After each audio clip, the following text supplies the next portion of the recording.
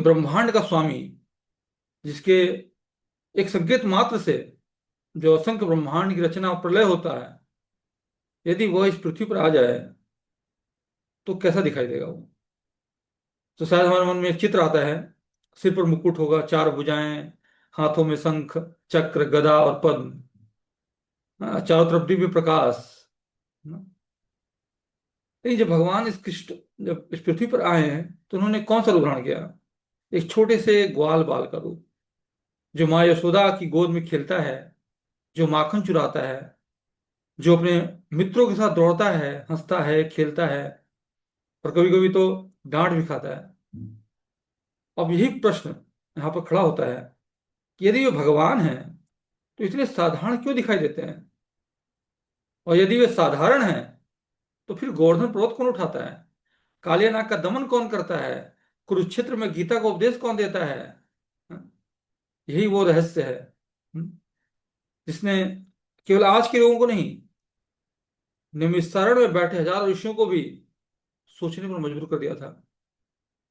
वे भी जानना चाहते थे कि कृष्ण वास्तव में कौन है। क्या वे साधारण मनुष्य है, या साधारण मनुष्य के रूप में कुछ छिपे हुए भगवान है? और इसी रहस्य का उत्तर हमें आज के श्लोक में मिलेगा। तो आइए बहुत ध्यान से इस दिव्य श्लोक का और जो कथा है इससे संबंधित, उसका हम श्रवण करेंगे। तो जो श्रीमद् भागवत का श्लोक है वो है प्रथम स्कंद के प्रथम अध्याय का 20वां श्लोक, जिसमें सौनकादि ऋषि कहते हैं सुद गोस्वामी से, कृत्वान किल कर्माणि सह रामेण केशव अतिमर्त्यानि भगवान गुण कपट मानुष। अब जरा इस श्लोक के फिर शब्दों को समझते हैं, क्योंकि भागवत का प्रत्येक शब्द अपने भीतर एक गहरा रहस्य छिपाए हुए होता है। तो सबसे पहले शब्द क्या आता है इसमें? कृतवान, अर्थात उन्होंने किया। मतलब ये कोई कल्पना नहीं है, ये कोई कहानी नहीं है। भागवत कह रही है बात को कि कृष्ण ने वास्तव में एक कार्य किए, है ना। ये बहुत लोग संदेह करते हैं ना कि भगवान कृष्ण तो काल्पनिक हैं, कोई संबंध नहीं है चीजों का, ये मनगढ़ंत है शास्त्र वगैरह। तो नहीं, सनकादिक ऋषि कह रहे हैं स्पष्ट रूप से, है ना, ये इतिहास है, पुराणों के इतिहास कहा गया, ये घटना हो चुकी है, घट चुकी है। हाँ, और उसी घटना के बारे में सनकादिक ऋषि जो है पूछ रहे हैं सुद गोस्वामी से, कृतवा, उन्होंने किया। फिर बोलते किल, निश्चित रूप से। रचयिता कौन है? व्यासदेव, इस ग्रंथ के तो रचयिता तो ही है। तो व्यासदेव कह रहे हैं यहाँ पर, इसमें कोई संदेह मत करना, मतलब, है ना, ये इतिहास है, एक सत्य घटना है ना। किल मतलब निश्चित रूप से, कर्माणी अर्थात कार्य। तो यहाँ साधारण कार्य की बात नहीं हो रही, यहाँ उन अद्भुत लीलाओं की बात हो रही है जिन्होंने पूरी दुनिया को आश्चर्यचकित कर दिया। इसके बाद स रामेण केशव, अर्थात केशव यानी भगवान कृष्ण ने अपने बड़े भाई, रामेण मतलब बलराम जी के साथ मिलकर, ध्यान दिया, यहाँ पर यहाँ जो भागवत है केवल कृष्ण की चर्चा नहीं कर रही, यहाँ पर बलराम और कृष्ण दोनों की लीलाओं का स्मरण किया जा रहा है इस श्लोक में। फिर है अगला जो पंक्ति वर्ड आ रहा है वो है अतिमर्त्यानि, अर्थात यहाँ मर्त्य जो शब्द होता है ना, उसका अर्थ क्या होता है? जो मृत्यु के अधीन है, मर्त्य। हम और आप क्या है? मृत्यु के अधीन है, शरीर नष्ट होने वाला है।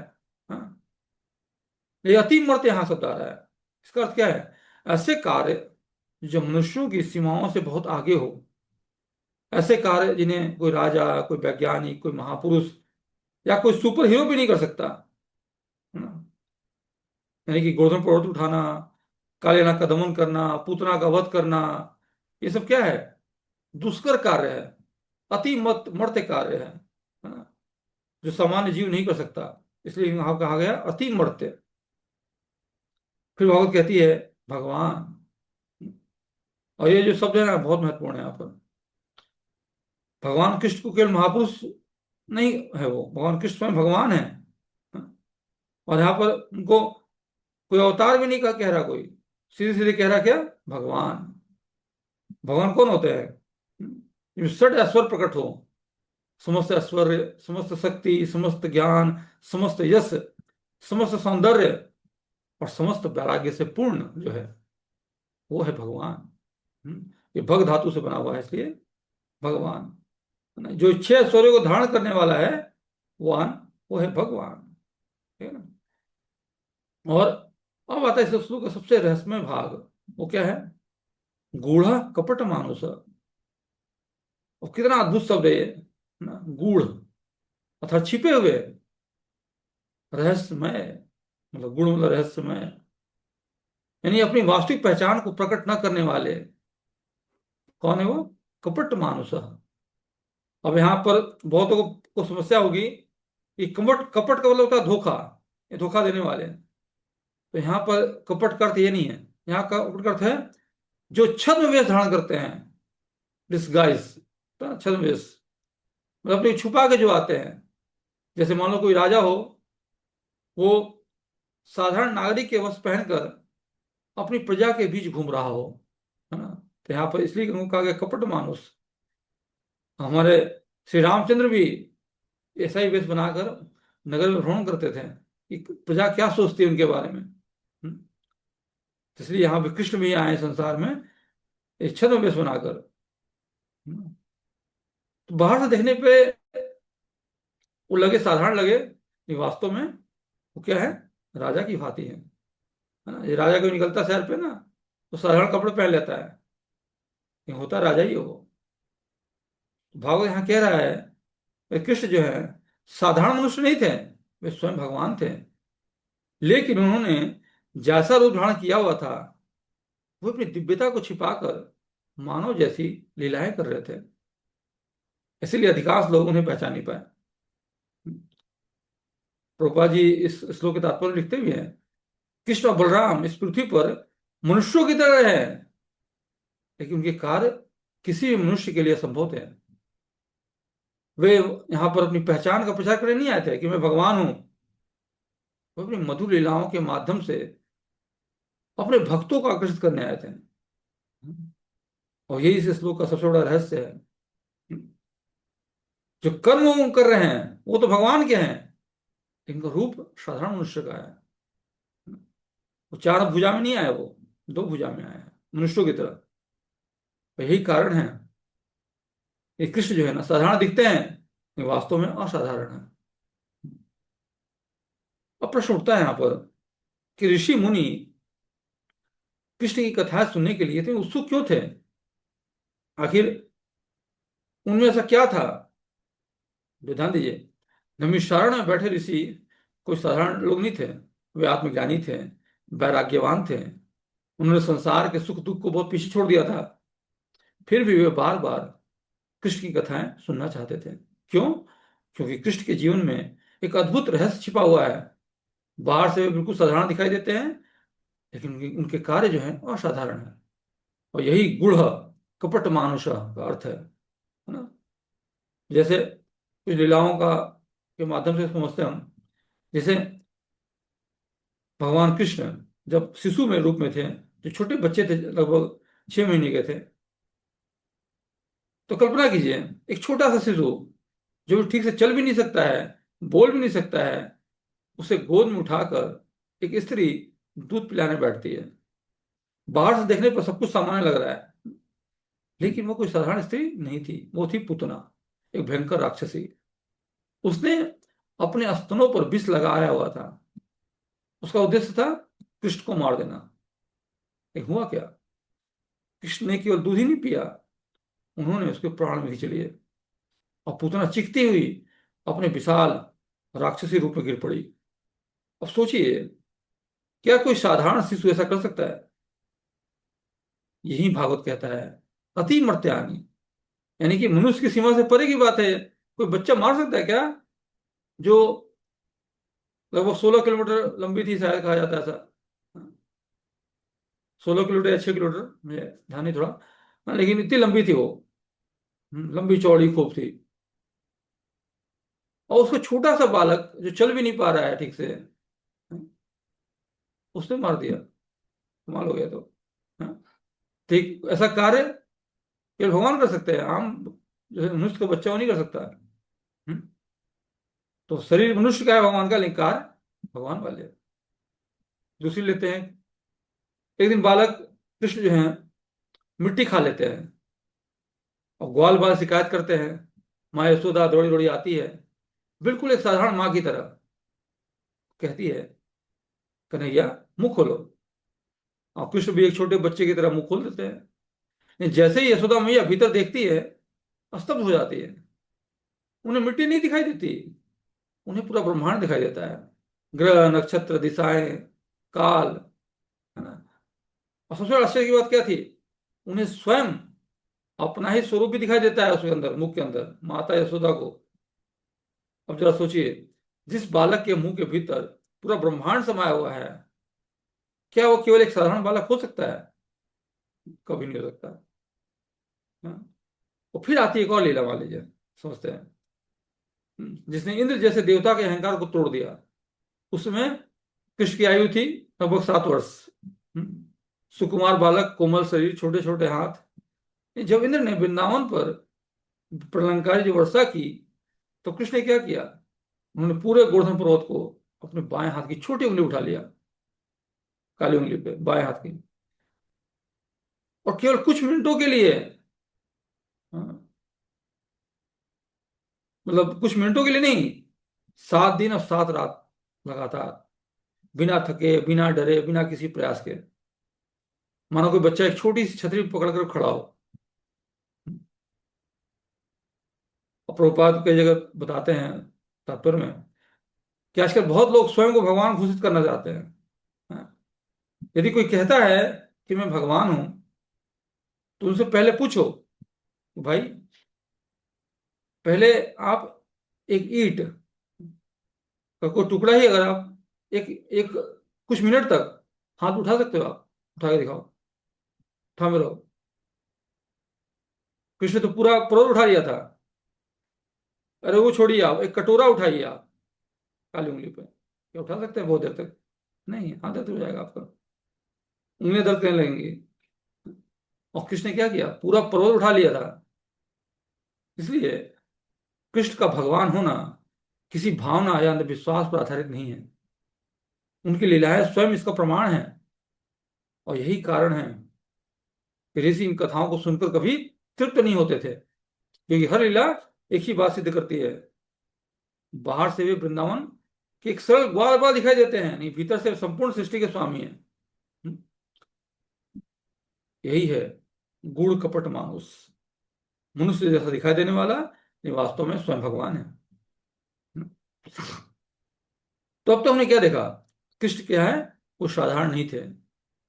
लेकिन अब एक और एक प्रश्न खड़ा होता है, यदि कृष्ण वास्तव में भगवान हैं, तो उन्होंने अपनी दिव्यता को छिपाया है क्यों? वे हर समय अपना विराट रूप दिखा सकते थे, हर किसी को बता सकते थे कि मैं ही परमेश्वर हूं, लेकिन उन्होंने ऐसा क्यों नहीं किया? क्यों? देखिए, तो यहाँ पर जो है ना, हमारे आचार्य जो है ना, बहुत गहरा सिद्धांत बताते हैं। हमारे आचार्य बताते हैं कि भगवान के दो प्रमुख पक्ष हैं, एक है ऐश्वर्य और दूसरा है माधुर्य। ऐश्वर्य का अर्थ क्या है, भगवान की महानता, उनकी शक्ति, उनका वैभव ना, उनकी सर्वशक्तिमत्ता। हम्म, जैसे वैकुंठ में भगवान नारायण हैं, 4 भुजाएं, शंख चक्र गदा पद्म, और चारों तरफ दिव्य वैभव। वहां हर कोई जानता है ये भगवान है। इसलिए वहां प्रेम के साथ साथ गहरा आदर भी है ना। वहां लोग भगवान मानते हैं, भगवान को ऐश्वर्य के रूप में देखते हैं, जैसे राजा के रूप में। ये राजा है, कोई उनसे धृष्टता नहीं कर सकता, गलत तरीके से बोल नहीं सकता, उनके साथ खेल नहीं सकता, भगवान विष्णु के साथ, है ना, क्योंकि वो ऐश्वर्य है उनका। जैसे द्वारका में है कृष्ण, वो राजा की भूमिका में है वहां पर, तो वहां कोई खुद से खेलता नहीं था। वो वृंदावन में भगवान कृष्ण खेलते थे बच्चों के साथ, मित्रों के साथ, गोपियों के साथ, लेकिन द्वारका में नहीं। तो जहां ऐश्वर्य आ जाता है, वहां पे जो है, वहां पे लोग सम्मान देते हैं राजा के रूप में, लेकिन वैसा क्रीड़ा नहीं करते वहां पर। लेकिन वृंदावन में कुछ अलग है। वृंदावन भगवान अपना ऐश्वर्य पीछे पीछे कर देते हैं, और अपनी माधुर्यता को आगे ले आते हैं। माधुर्यता का अर्थ क्या है, मिठास, निकटता, अपनापन। हाँ?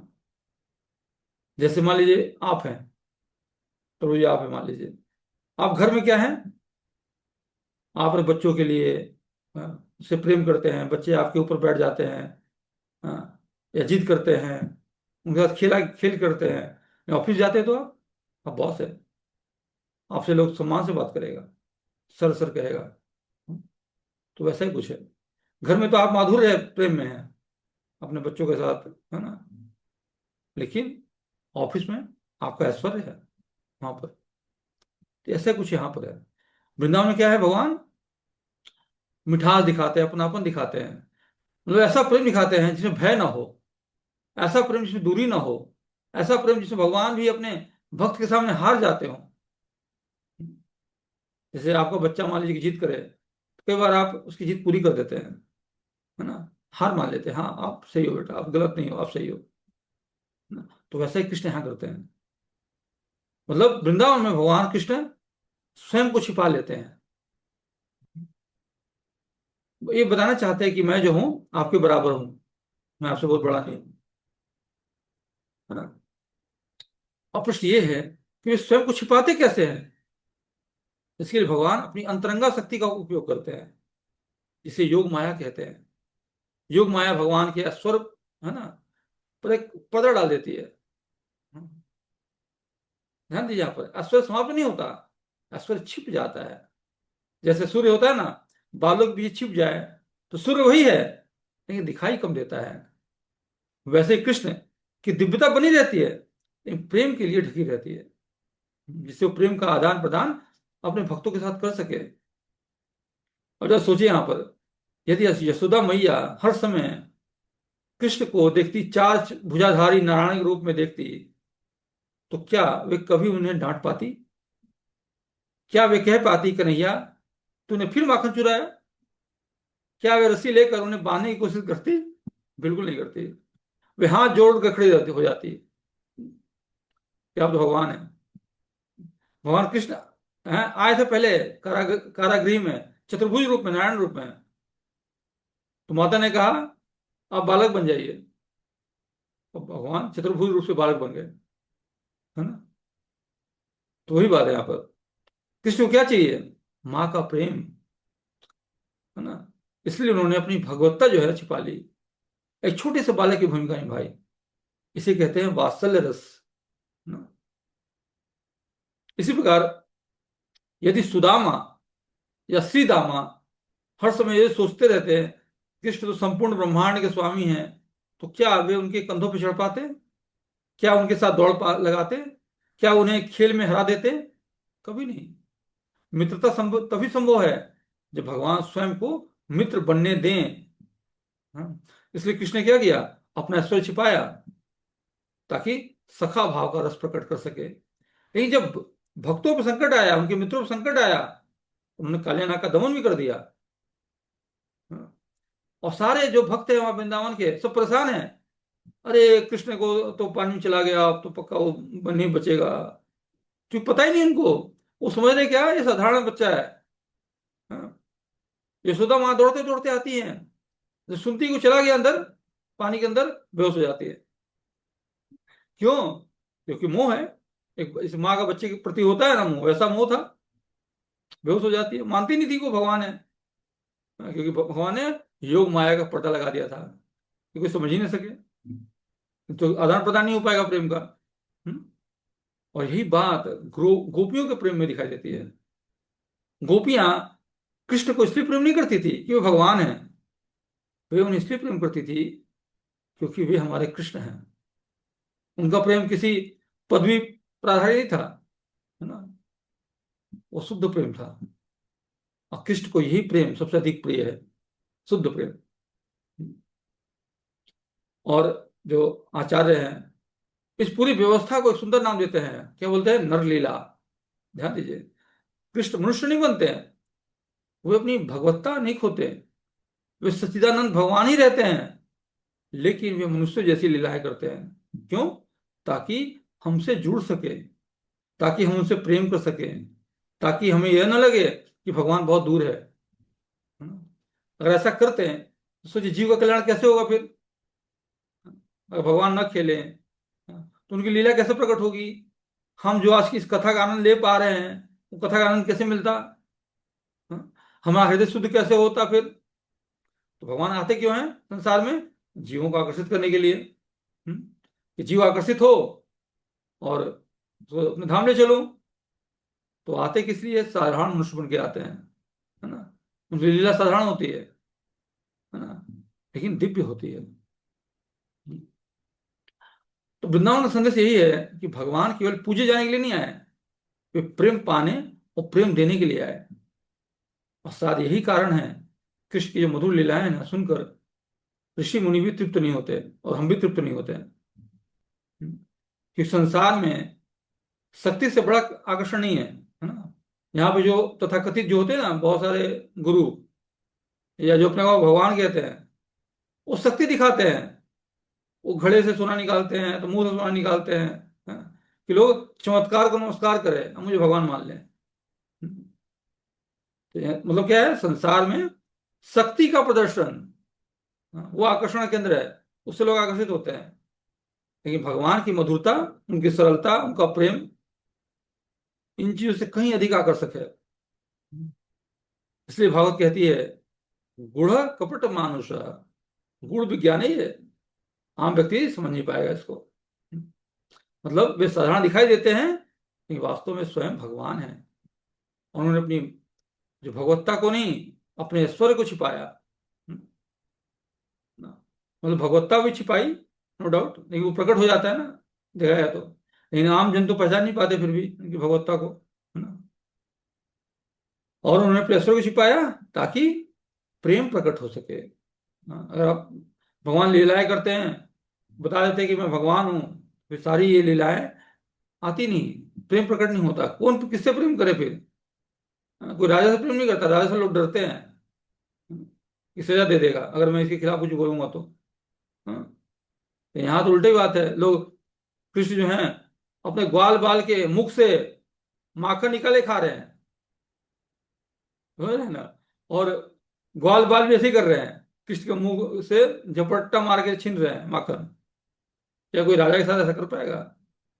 कभी नहीं। तभी तो ब्रह्मा जी भी बेचारे विमोहित हो गए। तो देखा, अरे ये ग्वाल बाल कृष्ण, ये कैसा बालक है, छी छी कितनी गंदी हरकतें कर रहा है ये, हैं? अपना जूठा उसको खिला रहा है, वो जूठा इसका खा रहा है। बेचारे विमोहित हो गए। फिर भगवान ने लीला करी वहां भी, और ब्रह्मा जी का भी मान भंग कर दिया। वही रूप वही सब कुछ प्रकट किया, क्योंकि ब्रह्मा ने चुरा लिया सब कुछ, है ना? उनके ग्वाल बाल बछड़े सब चुरा लिया। कृष्ण समझ गए कि ब्रह्मा का कार्य है, ब्रह्मा का मान भंग करना था। तो कृष्ण ने क्या किया, वापस सारे वैसे ही ग्वाल बाल, लकुटी, हाँ, बछड़े बनाए, खुद खुद बन गए। हाँ, और फिर जब एक साल बाद आते हैं ब्रह्मा देखने के लिए, ब्रह्मा का एक क्षण था, हाँ, देखने आते हैं, बोले वहां भी है यहाँ भी है, चक्कर क्या है? तब आते हैं, प्रभु क्षमा कीजिए, मुझे मुझसे गलती हो गई, मैंने आपको एक साधारण मनुष्य समझ लिया, लेकिन आप तो भगवान हैं स्वयं। यही भ्रम नारद को नारद बोल रहा हूँ, इंद्र को हुआ था, है ना। बोला कि इसने कैसे यज्ञ बंद करा दिया मेरा, मैं वर्षा का देवता हूँ, इसने कैसे बंद करा दिया, लोग गोधन की पूजा क्यों करेंगे? वही भूल गया था। जबकि वही इंद्र कारावास में, जब कारागृह में जब भगवान छोटे बालक बने, उनकी स्तुति करने आया था, गर्भ स्तुति। माया का प्रभाव देखिए, फिर इंद्र भूल गया, कि वही कृष्ण ही है। तो फिर उसका ही मान भंग हुआ, भगवान ने गोधन उठा लिया, है ना। तो भगवान इस तरह से लीलाएं दिखाते हैं अपनी भगवत्ता। इतनी उन्होंने दिखाया, नहीं फिर भी लोग, वृंदावन के लोग उनको बोलते थे ये तो मेरा लल्ला है, साधारण किस्त कन्हैया है, ये भगवान होगा नहीं। फिर भी, है ना। सोचिए, अब कोई प्रश्न पूछ सकता है, ठीक है मान लिया कृष्ण भगवान है, उन्होंने स्वयं को छिपा भी लिया, लेकिन ये बात व्यवहार में कैसे समझे हम? देखिए हमारे आचार्य श्री प्रभुपाद कठिन से कठिन सिद्धांत को इन्हें बहुत ही आसान सरल उदाहरण से समझाते हैं। तो ऐसी दो सुंदर उदाहरण हैं, उससे समझते हैं हम। जैसे कल्पना कीजिए, किसी देश का राजा आज की भाषा में कहे तो कोई प्रधानमंत्री एक दिन अपना राष्ट्रीय वेश छोड़कर साधारण कपड़े पहन ले और फिर चुपचाप किसी गांव में पहुंच जाए, वो बच्चों के साथ बैठे, लोगों से बातें करे, बाजार में घूमे, तो क्या होगा? अधिकांश लोग उसको पहचान नहीं पाएंगे। वे सोचेंगे ये तो कोई साधारण व्यक्ति है। लेकिन अब एक प्रश्न है, क्या साधारण कपड़े पहन लेने से उस प्रधानमंत्री की शक्ति समाप्त हो गई? क्या वो राजा नहीं रहा? क्या उसके पीछे की पूरी सरकार, पूरी सेना, पूरा प्रशासन गायब हो गया? नहीं, उसकी पहचान छिपी हुई है ना। लेकिन उसकी जो शक्ति है ना, वो छिपी हुई नहीं है। शक्ति है, एक इशारे जाएगा तो फिर सारी सेना इकट्ठी हो जाएगी। समझ रहे? ठीक इसी प्रकार कृष्ण जो है वृंदावन में एक ग्वाल बाल के रूप में दिखाई देते हैं। वे गाय चराते हैं, मित्रों से के साथ खेलते हैं, माखन चुराते हैं। इसका अर्थ ये नहीं है कि उनकी भगवत्ता समाप्त हो गई। उनकी शक्ति वही है, बस उन्होंने प्रकट नहीं किया है। इसलिए भागवत कहती है, गूढ़ कपट मानुष, मनुष्य जैसा वेश, लेकिन भीतर वही परमेश्वर, वही भगवान, है ना। मतलब ये हो गया उदाहरण क्या, राजा का बना के उन्होंने साधारण वेश, जैसे राजा बनाता है साधारण वेश, वैसे ही भगवान एक छद्म वेश धारण करके इस संसार में आए। फिर दूसरा क्या है, इससे अच्छा उदाहरण है, जैसे बरसात में क्या होता है, कभी कभी आकाश में पूरी तरह से बादल ढक जाता है, आकाश, सूरज दिखाई नहीं देता। सूरज, यदि कोई छोटा बच्चा कहे, कहेंगे देखो देखो सूर्य तो गायब हो गया, तो हम क्या कहेंगे? हम कहेंगे नहीं बेटा, सूर्य गायब नहीं हुआ है, वो तो वहीं पर है, बस बादलों ने तुम्हारी दृष्टि को ढक दिया है। हाँ? सूर्य की शक्ति कम नहीं हुई है, उसका प्रकाश कम नहीं हुआ है, सिर्फ हमारे देखने की क्षमता सीमित हो गई है ना, क्योंकि बीच में बादल आ गया है। ठीक यही स्थिति कृष्ण की है। कृष्ण कभी अपनी दिव्यता नहीं खोते, वे कभी साधारण जीव नहीं बनते, लेकिन योग माया एक ऐसा पर्दा डाल देती है कि लोग उन्हें पहचान नहीं पाते। योग माया बादल की तरह है, जो हमारी दृष्टि को भ्रमित कर देती है। और यही बात स्वयं भगवद गीता में भगवान कृष्ण स्वयं कहते हैं, नाहम प्रकाश सर्वस्य योग माया समावृतः। अर्थात मैं सबके लिए प्रकट नहीं होता, क्योंकि मैं अपनी योग माया से आवृत रहता हूं, मैं ढका रहता हूं। ध्यान दीजिए, है ना। कृष्ण ये नहीं कहते कि मैं भगवान नहीं हूं, वे कहते क्या है, मैं सबको दिखाई नहीं देता, है ना। अंतर बहुत बड़ा है। सूर्य छिपा नहीं है, हमारी दृष्टि ढकी हुई है। कृष्ण दूर नहीं है, हमारी चेतना ढकी हुई है। और यही कारण है कि कुछ लोग कृष्ण को केवल एक ऐतिहासिक व्यक्ति मानते हैं, कुछ लोग उन्हें एक महान राजा मानते हैं, और कुछ लोग स्वयं भगवान के रूप में पहचान लेते हैं, है ना। भगवान को कौन पहचानता है? केवल भक्त जन, जो दिन रात भगवान का नाम लेते हैं, वही पहचान पाते हैं। जैसे अर्जुन के सामने भगवान ने अपनी जो भगवत्ता है वो प्रदर्शित की, दिखाया कि हाँ मैं भगवान हूं, हम सर्वस्व प्रभु, और विराट रूप दिखाया भगवान ने अपना, है ना। लेकिन इसके पहले कहीं नहीं दिखाया। दिखाया था तो एक धृतराष्ट्र की राजसभा में, वो भी छोटा सा, उतना बड़ा विराट नहीं, है ना। जब दुर्योधन उनको बांधने चला था तो दिखाया था कि मैं भगवान हूं, मुझसे पंगा मत लेना, ठीक है ना। तो डर गया दुर्योधन, तो बांधने चला था। जिस ब्रह्मांड में स्वयं है वो, उस ब्रह्मांड के नायक, अखंड कोटि नायक भगवान कृष्ण को बांधने चला था दुर्योधन। तो मतलब क्या है, अंतर देखने वाले की दृष्टि में है। भक्त तो पहचान लेते हैं उनको, जैसे कि मान लीजिए कौरव की सभा में ही भीष्म, द्रोणाचार्य, सब जानते थे कि भगवान है ये स्वयं। लेकिन जो कपटी हैं, दुर्योधन जैसे लोग, दुष्ट प्रवृत्ति के लोग, वो पहचान नहीं पाए। उनकी आंखें चुंधिया गई जब भगवान ने अपना रूप दिखाया तो। ये भक्त लोग देख रहे थे उनको साक्षात, है ना। अब युद्ध के मैदान में भी अर्जुन देख नहीं पा रहे थे, क्योंकि वो विराट रूप था। तो बोला कि मुझे आंखें चुंधिया रही है, मैं देख नहीं पाऊंगा, इतना तेज प्रकाश। तो भगवान ने दिव्य दृष्टि दी देखने के लिए, तो वो देख पाया, है ना। मतलब क्या है, कृष्ण ने अपनी दिव्यता खोई नहीं, उन्होंने उसे प्रेम की लीला के लिए ढक लिया। यही गुरु कपट मानुष है ना। ठीक है ना। तो अब तक हमने श्लोक समझा कि कृष्ण की लीलाएं हमने समझी, और यह भी समझा कि भगवान ने स्वयं को क्यों छिपाया। यह सबसे महत्वपूर्ण प्रश्न है। इससे हमारे जीवन को क्या लाभ है? क्या यह केवल एक सुंदर कथा है, या इसके भीतर हमारे लिए कुछ संदेश भी छिपा हुआ है? तो देखिए, भागवत जो है ना, केवल जानकारी नहीं होती। इसे केवल कहानी मत समझिए। जैसे मैंने पहले बताया कि प्रत्येक श्लोक का प्रत्येक शब्द बहुत गूढ़ है, इसको मंथन करना पड़ता है तो समझ पाते हैं। भागवत जीवन बदलने के लिए है। और ये श्लोक जो है ना, हमें कम से कम दो बहुत महत्वपूर्ण शिक्षा देता है। ध्यान दीजिएगा, नोट करने लायक है, नोट कीजिएगा। पहला है, केवल बाहरी रूप देखकर निर्णय मत कीजिए। जरा अपने जीवन पर नजर डालिए। हम अक्सर लोगों को किस आधार पर रखते हैं? उनके कपड़े देख के, उनकी गाड़ी देख के, उनका घर देख के, उनका पद देख के, उनकी प्रसिद्धि को देख के, है ना। यदि कोई व्यक्ति बहुत प्रभावशाली दिखता है तो हम तुरंत प्रभावित हो जाते हैं। और यदि कोई बहुत साधारण दिखता है ना, तो हम उसे महत्व नहीं देते हैं। ऐसा होता ही नहीं होता है? बिल्कुल होता है। लेकिन कृष्ण की पूरी लीला हमें सिखाती है कि सच्ची महानता हमेशा बाहरी रूप से दिखाई नहीं देती। वृंदावन का अधिकांश लोग कृष्ण को प्रतिदिन देखते थे, लेकिन सभी उन्हें पहचान नहीं पाए। क्यों? क्योंकि वे केवल बाहरी रूप देख रहे थे। और यही भूल हम भी बार बार करते हैं। कई बार जीवन की सबसे मूल्यवान चीजें सबसे साधारण आवरण में छिपी होती है।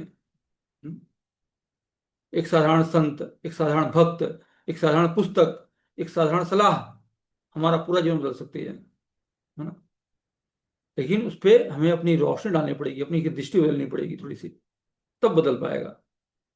इसलिए भागवत में सिखाता है कि बाहरी चमक से अधिक भीतर के तत्व को देखने की आदत विकसित कीजिए।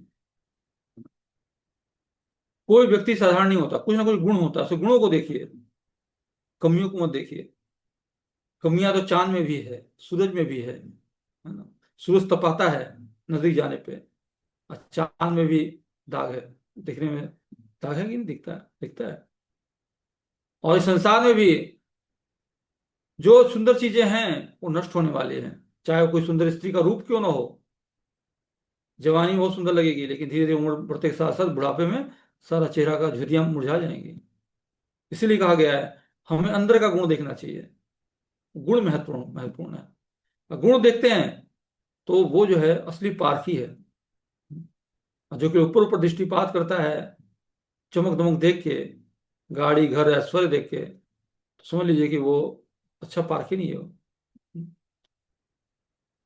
फिर दूसरा सिद्धांत क्या मिलता है? दूसरा मिलता है, किसी भी आध्यात्मिक वस्तु को ना साधारण मत समझिए। ये सबसे महत्वपूर्ण शिक्षा है। आज ही बहुत लोग वही गलती करते हैं जो कृष्ण के समय में लोग कर रहे थे। वे आध्यात्मिक वस्तुओं को साधारण समझ लेते हैं। कोई कहता है क्या, ये तो केवल मूर्ति है। कोई कहता है ये तो कुछ सिर्फ शब्द है। कोई कहता है किसी ने ये गलत लिख दिया होगा। कोई बोलता है मनगढ़ंत है। गीता तो पुरानी किताब है। बाहर से देखने पर बात सही लग सकती है, यहाँ लगता है पुराना ही भाई, 5,000 साल पहले हम तो थे नहीं। हाँ, जब ये बोला गया तो हम कैसे मान लें? एक प्रश्न ये है कि क्या हम केवल बाहरी आवरण देख रहे हैं, या उसके भीतर छिपे तत्व को ही पहचान पा रहे हैं? तत्व तो बहुत इंपॉर्टेंट है। जैसे ये श्लोक है, दिखने में साधारण श्लोक था, फिर पूछ रहे हैं सौनकादि ऋषि, है ना, सुद गोस्वामी से, कि बलराम जी और कृष्ण ने क्या क्या लीलाएं की, बताइए। तो देखिए कितना रहस्य निकल के आ गया इसमें से, है ना। एक तत्व है ये, हमें ऐसे ही मंथना चाहिए।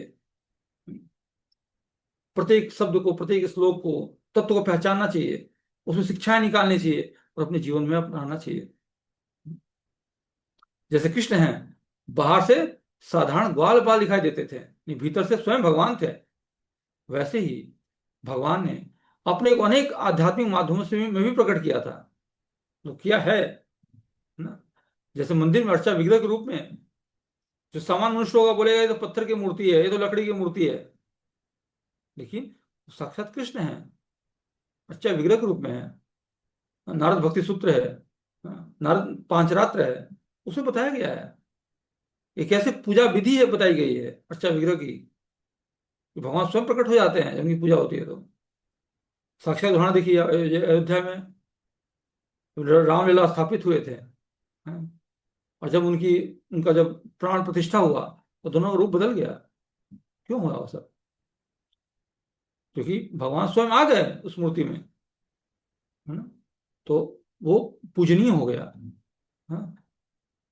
और भक्तों को दर्शन दे रहे हैं, मुस्कुरा के दर्शन दे रहे हैं, शायद बता रहे हो साक्षात कि मैं यही हूं, मैं कहीं गया नहीं, है ना। उसी तरह से हरि नाम है, मान लीजिए, हरे कृष्ण कृष्ण कृष्ण हरे हरे, हरे राम राम राम हरे हरे। मतलब क्या है? अब देखा जाए बोलेंगे कि ये तो शब्द है, केवल सिर्फ ध्वनि है, क्या है इसमें? लेकिन हमारे शास्त्र, हमारे आचार्य बताते हैं ये कोई साधारण ध्वनि नहीं है। हाँ, ये स्वयं भगवान का नाम है। और भगवान का नाम भगवान से अलग नहीं है। इसलिए जब कोई श्रद्धा और विनम्रता के साथ नाम का जप करता है तो धीरे धीरे उसका हृदय बदलने लगता है, आसक्तियां कम होने लगती हैं, मन शांत होने लगता है, और भगवान के प्रति आकर्षण बढ़ने लगता है। तो बाहर से ये क्या है? ये प्रक्रिया बहुत साधारण दिखती है, ये भीतर से अत्यंत दिव्य है ना। इसी प्रकार गीता, भागवत, संतों का संग, है ना, या अर्चा विग्रह की सेवा, ये सब बाहर से दिखते हैं साधारण, है ना, लेकिन इनके भीतर आध्यात्मिक शक्ति छिपी होती है। कई लोग जब अभिषेक हो रहा होता है ना, तो जाते नहीं देखने के लिए। हमें जाना चाहिए कि साक्षात भगवान का अभिषेक हो रहा है, वो कोई मूर्ति का नहीं हो रहा। बस क्योंकि आपकी दृष्टि वैसी है, हाँ, तो आप समझ नहीं पा रहे हैं। हाँ, जैसे ही हम हरि नाम लेंगे, भक्तों का संग करेंगे, भागवत चर्चा सुनेंगे, समझेंगे, अपनाएंगे, तो दृष्टि बदल जाएगी। फिर आप उस चीज को भी बहुत महत्व देने लगेंगे। क्योंकि भगवान गीता में भी कहते हैं इस चीज को, 4 अध्याय के 9वें श्लोक में, जन्म कर्म च में दिव्य में वो यो वेति तत्वतः त्यक्त्वा देहम पुनर्जन्म नेति मामेति सो अर्जुन। तो हे अर्जुन, मेरे प्रकट होने और मेरे कार्यों के दीप स्वरूप को जो जानता है, वो शरीर त्यागने के बाद इस भौतिक संसार में पुनः जन्म नहीं लेता, बल्कि मेरे शाश्वत धाम को प्राप्त होता है। तो यानी कि क्या मतलब है इसका?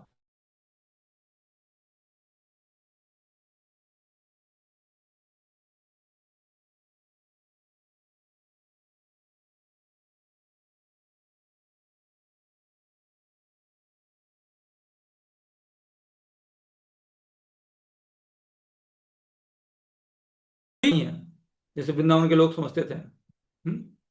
लेकिन रियल में ऐसा है नहीं। अर्थात जो व्यक्ति श्रद्धा के साथ इनके संपर्क में आता है, मतलब जो भी है भगवान का नाम अर्चा विग्रह जो भी है, हाँ, वो उस शक्ति को अनुभव कर सकता है। इसलिए भागवत, हाँ, का जो श्लोक है ये वाला, ये में शिक्षा का उसका शिक्षा यही है कि जीवन में केवल बाहरी आवरण मत देखिए। कृष्ण की तरह कई बार जो सत्य होता है ना, छिपा होता है। और जो व्यक्ति उस भीतर के तत्व को पहचान लेता है ना, वही वास्तव में भागवत का संदेश समझ पाता है। हम्म? आपके अंदर भगवान है, चेतना है ना, तो आपको भी तत्व तो समझना पड़ेगा कि मैं आत्मा कैसे हूं। तो पता कैसे चलेगा? जब आप शास्त्रों का अध्ययन करेंगे, समझेंगे, जानेंगे, चर्चा सुनेंगे, जप करेंगे, तब, है ना।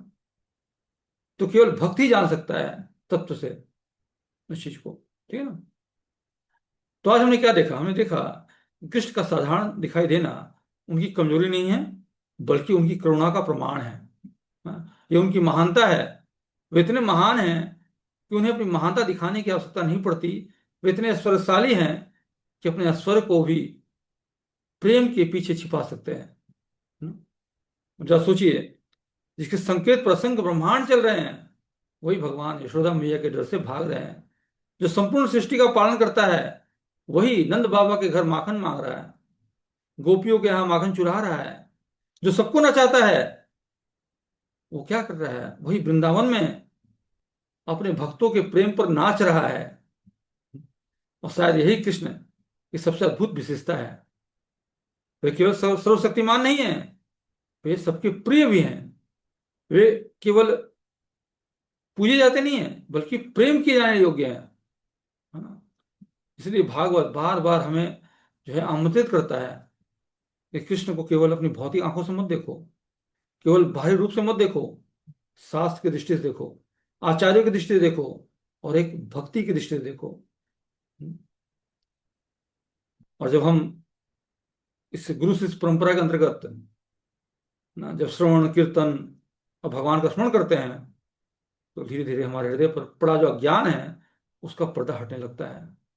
और तब हम समझ पाते हैं, ये जो शब्द है ना, गूढ़ कपट मानुष, अर्थात जो बाहर से साधारण दिखाई देते हैं वे वास्तव में स्वयं भगवान हैं। और उनके उस साधारण रूप के पीछे क्या है? असीम प्रेम, असीम करुणा और असीम माधुर्य छिपा हुआ है। तो आइए आज की जो कथा है इसके अंत में हम सब मिलकर श्रीमद् भागवत, श्रील प्रभुपाद, गुरु परंपरा प्रणाम करते हैं कि हमें भी ऐसी दृष्टि मिले, हाँ, हमें ऐसी दृष्टि प्रदान हो जिससे हम जीवन की हर परिस्थिति में भगवान की उपस्थिति, भगवान की करुणा और भगवान की जो दिव्यता है ना उसका अनुभव कर सकें। ठीक है ना? और यही इस श्लोक का सार है कि भगवान साधारण नहीं असाधारण है। भले वो साधारण दिखते हो, उनका कर्म जो है वो असाधारण है। वस्तुतः भगवान दिव्य हैं और केवल केवल भक्ति के माध्यम से ही हम भगवान को समझ सकते हैं। बोलिए ग्रंथराज श्रीमद् भागवत की जय, श्रील प्रभुपाद की जय। हरे कृष्णा। कोई प्रश्न है, कोई जिज्ञासा है तो हार्दिक अभिनंदन है।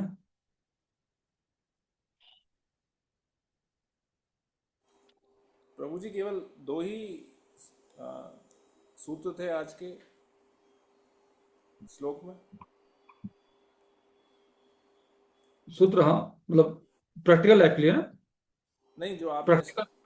जो आपने सूत्र बताए, केवल बाहरी रूप देखकर निर्णय ना करें और किसी भी आध्यात्मिक वस्तु को साधारण मत समझिए, बस यस यस, बस बस, बिल्कुल। यही।